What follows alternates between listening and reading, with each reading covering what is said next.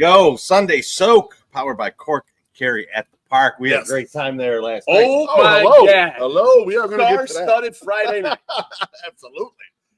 As you know, we're recording this on Saturday. Correct. This is before we haven't gone to Whiskey at Comiskey yet. No, we have not gone to the Saturday night game yet. This is us previewing from this point. I have not blacked out and made a terrible decision yet, but you will. But I will. You promise you will. Yeah. When you're watching this, I will be thinking, well, Reed's going to be my life. Hello. One word to describe this homestand, Tree Z. Electric. My Sox summer. Sexual. Exhilarating, baby. Great win last night for the White Sox. 12-5. The game was never in doubt. A huge blowout. The White Sox came out of the gates, but Chase Margrove hits a home run, right? He's the first hitter of the game for the White Sox. Hits a home run. Beautiful fucking game. If they fired out two losses after this, I think we're still good after that win. I agree. After that win, it's a huge win. Absolutely. No, 100%. Fuck that shit. For the over 50. We're winning this. We are. Oh, we want to win these games. I want this. I totally want to. I want to even it up. And I am not happy if we lose the next two games. I am not happy. That's officially not happy. Not happy if we lose these two games. Which team has the BC Cup right now? It's got to be the Cubs, right? I don't even think it's BP. The BBC. The BBC Cup. The Big Cock Cup. That's my cup. That's there you go. The BWC Cup. Yeah, that's right. All right, boys. We got two topic questions, two community notes questions. My Sox summer, you're first, baby. Pick something off the board. Let's start off with what we already alluded to. Rumor has it that Chirizi and MSS Me met Breaking Bad star Dean Norris at Cork and Carry on Friday. Is that true or false? Chirizi. That is true. That is me. What happened? True. So I'm sitting there. We're talking to Billy, the owner of Cork and Carry. Yep. And we're just chatting him up, scheming, and he's like, hey, you guys like Breaking Bad? And I was like, yeah, I love Breaking Bad. You know, he's like, come on, I'll show you who's here. And so I walk over, and fucking Dean Norris is there. He's like, so I said hello to him and stuff, and he's like, you want to get a picture with him? And I was like, yeah, let's do a picture. I was like, let me grab this other guy. So I go get MSS. Yeah. I'm like, yo, we got to take a picture. Yeah. And he's like, go ahead, take the picture. What a jagbag. He won't even listen to you to go get the picture. I go, who is it? I was like, tell me. And I was like, if I'm asking you, just that it's good. It should be important. Just come. Absolutely. Let's do it. And so we get over there, and I mean, what was your impression when I walk up? I just walk down, and then I look up. I was like, "Oh shit!" and then Chirizi is like, "Yeah, motherfucker. That's why I said get over here." But huge thanks to Billy for introducing us. Yeah. But the funny thing is, we're taking this picture. Oh my god! And Dean Norris's buddy is like, "Here, I'll take the picture for you." And he's like, framing it. He's like fumbling around with the phone and shit. Yeah. And Dean is busting his balls mercilessly while he does it. He's like, I'm molesting these guys. Hurry up. And then he's like, I think we're. What do you say? I think we're married now. He said, I think we had something special or something. Like it was like basically saying we fucked. Yeah.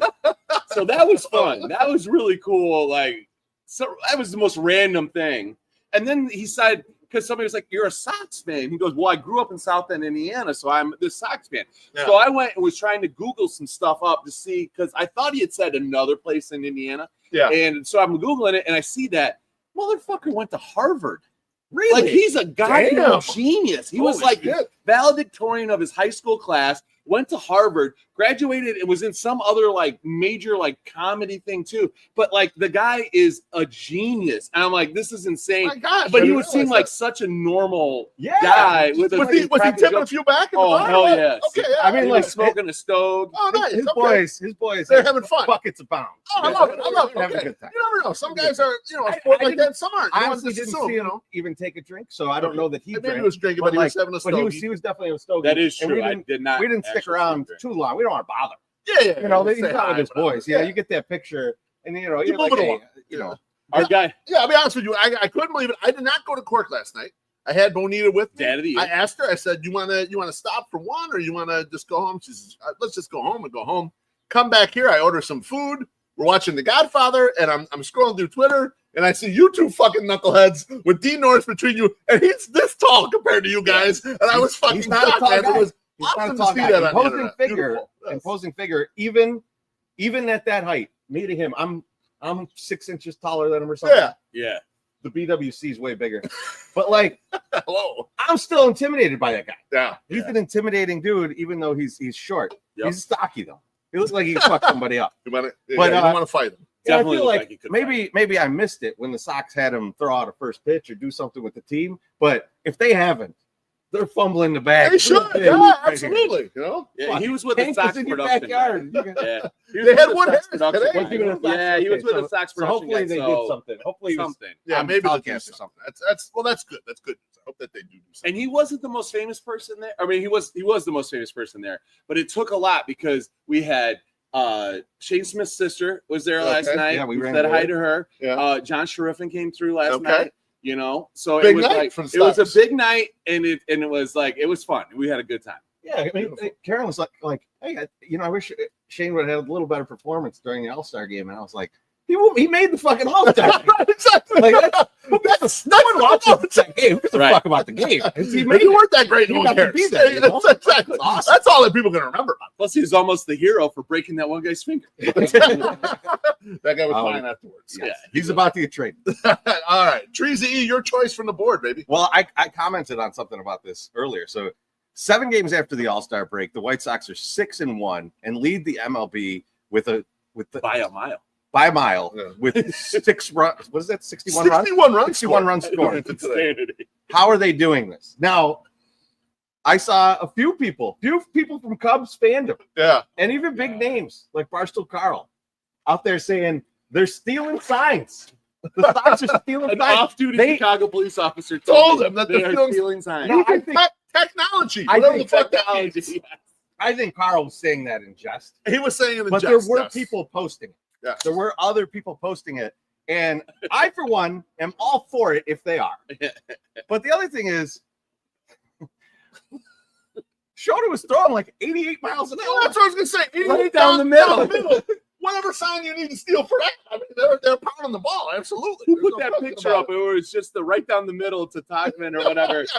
And Brett, our guy Brett, made a video of Yeah. all the different All the hits, and the it's like hits where cookies. it's like 92 down the middle, 90 down the middle, 88 down the middle. Yeah, fucking. What do you guys think? well, Go ahead, I Shoot thought first. that like so last night they did what I said they weren't doing those other games when we talked about how awesome they were hitting. Yeah. They weren't hitting home runs like at a crazy pace. Last night they hit a shitload of home runs.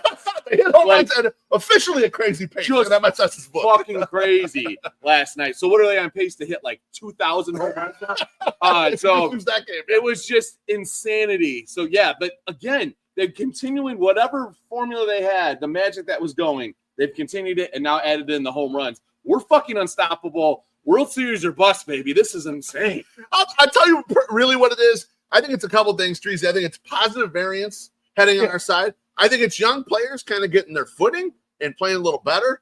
I also think it's a White Sox team that hits lefties well and it's caught 3 lefty starters. And then in the middle, they got to go play in Tampa in that real hitter-friendly ballpark. And It's a so smaller park. you kind of caught the wind of like 7 games where like these are great conditions for our team to hit.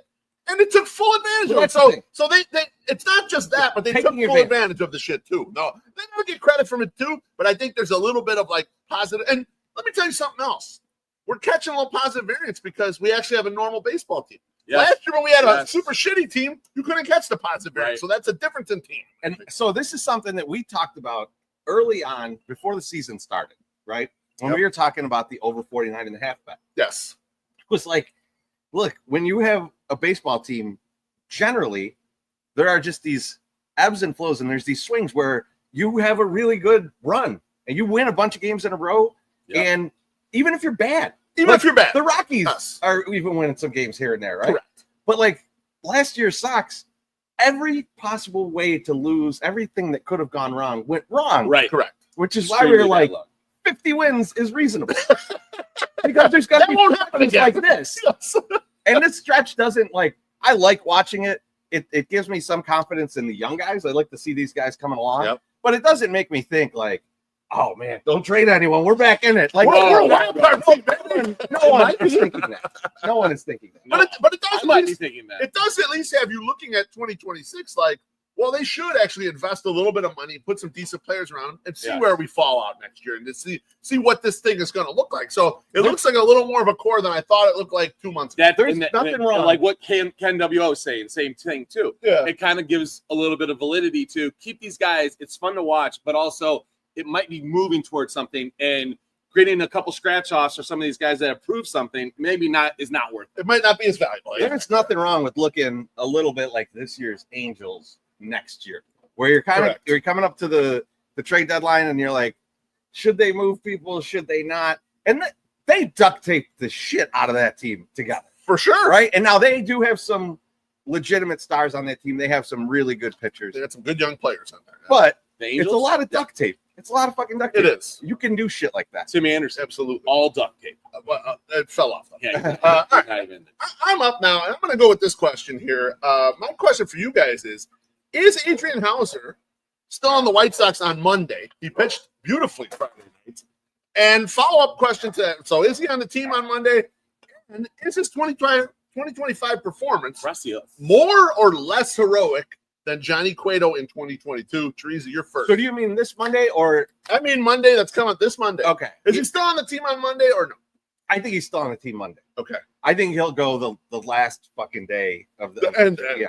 Okay. Yeah, I think there's been more movement than I expected up front, but I think it's gonna wane for a minute. You think the trade deadline, the last 48 hours, is going to be chaos, and it won't be a lot? Yeah, because I think there's certain players that teams are trying to see if they get, and if not, they got plan Bs and Cs and Ds. Yeah. And he's definitely Howser is more of a B, C yeah. player, right? Because he's not. We talked about this. You talked about this with Alex too. It's like this guy ain't starting a playoff game. Correct. Like game one of your series. Yeah. Maybe he's game 3, or something like possibly. That. But he's the guy to help you get through the last 2 months. Is really and so that's not a guy that people are going after. But if they need pitching help, that might be a guy that you go, okay, well, let's get this guy in here. And those guys go right at the end. Yeah. I can't wait till the Milwaukee Brewers pick him back up. Well, they had him there. Get the fuck out of here. Oh, we need you. That would be like this, like the coup d'etat. You sell him back at like double the rate. You're like, boom, motherfucker.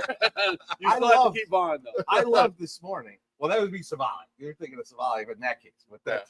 But oh, that's true. Howser was there. Howser was there too. Yeah. Oh shit. Look at me. The thing that made me smile this morning was falling up, looking at MLB trade rumors, and it says right after the fucking Adrien Howser ball bashed the Cubs yesterday. The Cubs may be interested in Adrien Howser. Yeah, he's stuck it in your ear. Oh yeah, we think he's pretty good. We're aware of his. So Shota has another game like he did yesterday. There will be somebody to clean up his fucking mess. You know. Exactly. But there's a second half to your question. Second half to the question: Is his performance been more or less heroic than 2022 Johnny Cueto, which was a heroic performance in White Sox lore? See, I think the Johnny Cueto one is more heroic, and I'll tell you why. Okay. This year, we all walked into this eyes wide open. This is going to be terrible. Yes. Right? And getting a little light in wherever you could find it, it's cool, and you love it. Yes. But you were prepped for this. 2022, they weren't supposed to be. A playoff They team, weren't man. supposed to be what they were. And Johnny Cueto just coming out of nowhere and being an absolute fun pitcher to watch, too. For sure. Like, we needed that. Like, I might have went to the rope store if he wasn't in that season. So, like, yeah, I'm going to say Johnny Cueto. What do you think? Adrien Howser still White Sox on Monday? So I do. The trade for reference, the trade deadline is Thursday, right? Tracy, it's July 31st. It's the 31st. Yeah. So Monday. Thursday. I'm going to say he's still here Monday, but I don't think he ends the season as a White Sox. I think he will get traded. He will get put somewhere. I think last night was his big show. Yep. And somebody's going to definitely jump on that and be like, look, the Cubs are good, and he just dominated their asses. Absolutely. So, like, somebody's going to pick him up. Now, I own 3 Johnny Cueto bobbleheads. Okay, that's how much fucking craziness Johnny Cueto created in my life during those years. Nice. Oh, there you go, Trezo. Good job. Boom. All right. Yay. So yeah, no, I don't. The important thing first. I don't think it is yet. And also, I would add in too.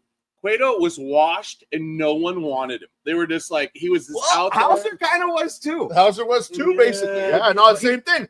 He was in the Rangers minor league, and they were like, go ahead, seek a deal if you can. We can't use you. And it's like, yeah, he was just freely available. And the White Sox like, yeah, we'll pick you up. So similar situations, although Cueto much more accomplished. So I get what you're saying about that. It's like, well, no one wanted Johnny Cueto. And it was surely the end of his career. Yeah. Like, I mean, we got the last bounce. We squeezed the last bit out of Johnny Cueto. And then he got paid for like, 2 more seasons? Yeah, he was terrible.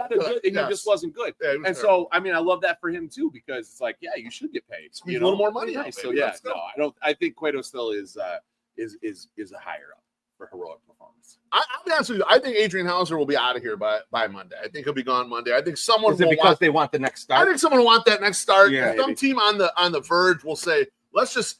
A bunch of these are the same guys. We're not going to get the very top guy. Fuck it. We'll pull the trigger on this guy and get one extra start. For a wild card team, that could be hugely valuable when one game is going to make the difference for that. So I think he's out of here. He may be out of here today. We'll see. We'll see how the day ends up going.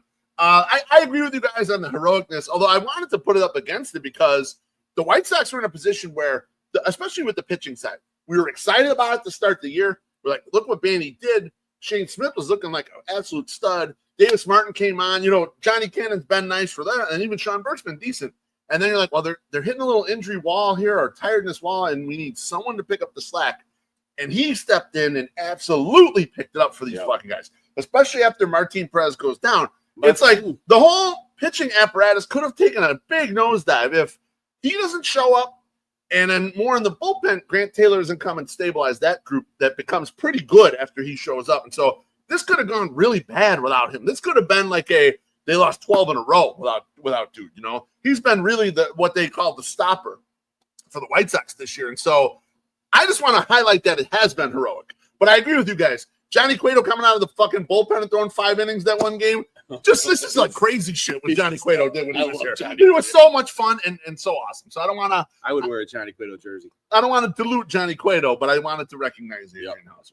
You guys want to hit the very last question? Okay, I'll read it up for you guys. He deserves a shout out. We saw our guy, longtime guy, Father Zoe, last night at the ballpark, and he noted, went into discussion with MSS and I, that he's considering coming out of retirement in the White Sox content verse. Yep. My question is this for you guys, and I'll start with MSS. Do we automatically welcome him back with open arms, or should there be a level of hazing since he's taken a season plus off of doing this? Oh, big time hazing. I mean, that without question. I mean, he's not coming back to get patted on the back and people to tickle his balls. He's coming back on because he wants to talk shit and have people talk shit back to him. Yeah. So there's that. It's a healthy ball breaking needs to occur. He also doesn't have his regular Twitter account, so he has to start a whole new one because he lost his account already. It's been taken over. Been stolen. Somebody took it. So he's got to get a new one. So while he's trying to build things, trying to get thousands of followers back, it will be fun just to bust his balls the entire time. So 100% we got to raise him. Trezo. Yeah. Raz. We got to fuck this. Because we've talked about this. We've talked about this at length. A lot of us have stuck it out through this fucking terrible absolutely run of shit. Absolutely. And he's he's thinking about his comeback in the brightest spot. Exactly. That's bullshit. Of the past 3 years. 3.5 years. Exactly. The Johnny Cueto of the time is when he's deciding to come back. And we got to fuck with him. This is how we always thought everything would fall apart in the Twitterverse. Like the war that we expected. The war we expected is of the people coming back versus the people that have been here through all this shit. It's coming faster than we thought. Do you think that he's got enough points on his player card that he gets a little bit of a pass versus somebody I totally went out? I actually do. I think because he's an OG. He's like he's like a cornerstone guy. He goes way back. You can trace his roots back to the old country. That's why he's lucky in that spot. I think so. But we'll see. But he's gonna have to fight his way back in because it's true. I mean, places have been assembled since then, so you don't know what's what. It's a different landscape. It's a different landscape. What do you think? I agree 100% with you guys. I think there has to be absolute razzing in there. And he's my guy. I've had him on my Azul show a couple times. He's always great when he's come on there. But yeah, there is a level of this. Tracy, this would be the White Sox Twitter civil war. And he'd be the first one kind of coming back in this capacity. We can't instantly be nice. We cannot instantly like, oh, yeah, you're great. Come back. Yeah. That's a signal to everyone else. Oh, when the Sox are good, then I can come back and I'll start blabbing on YouTube. No. You have to be like us idiots or a bunch of the other ones that have been doing it throughout all the bullshit, and then you're going to get your respect. And so, first thing when he comes back, I'm going to say, what did your Orioles and or Brewers podcast qualify? Exactly right. Yeah, 100%. So, O's and hoes. I'm glad we're on the same page with all this shit. Brews and crews. All right, let's close this thing out. Treasy, what are you spinning, bro? Man, it's fucking dead of summer. It's hot out. I need something to bring me back to the days when me and Beef were rolling in his fucking big old Chevy. My Caprice, baby. Yeah. Hell yeah. Just like Will Smith. Often getting pulled over for no reason. Hey, you brown guys. Yeah. Pull you over. Baby. Wrong part of town, Brown. Too much whites over here. I had to call a doctor. Dr. Dre, the Chronic. Yes. Oh, man. I know I try and give you guys some stuff that you might never heard of, and hey, get down on this week. No, I need it. I fucking need it. It was 108 degrees. I still had the fucking the windows rolled down. Listening. The system up. Oh man. Oh yeah. Windows down. One of my favorite albums. Well, just a classic hip hop album. Just one of the best ever. So absolutely, Dr. Dre, the Chronic. Go listen to it if you've never heard it. I say this almost every week when I talk about a classic album. If you've never heard it, it's worth it. It's worth the hour. Yes. Give it an hour. It's totally worth your time. Oh, like sonically, all the shit that's built off of it, you're like, wow, this is like the beginning of the to you, like if you've listened to hip hop over the past 20, 30 years, but not heard this album, this is gonna feel like a cover album. But it was first. It was before all that shit. Exactly. No, yeah. Just an incredible album. Dre always been an incredible producer, but then even coming through with the lyrics and like debuting a lot of guys that just obviously Snoop, but then also Daz and Corrupt are on that album. Like you got a lot of voices on that album where like Lady of Rage, everyone like there's a lot of people on there where you're like, oh shit, I've heard of all their shit, and that's where they all started. That's the very beginning of it. Beautiful. I love that album. My Sox Summer, fresh talent for me. You know what? Sometimes things happen and it's just fate.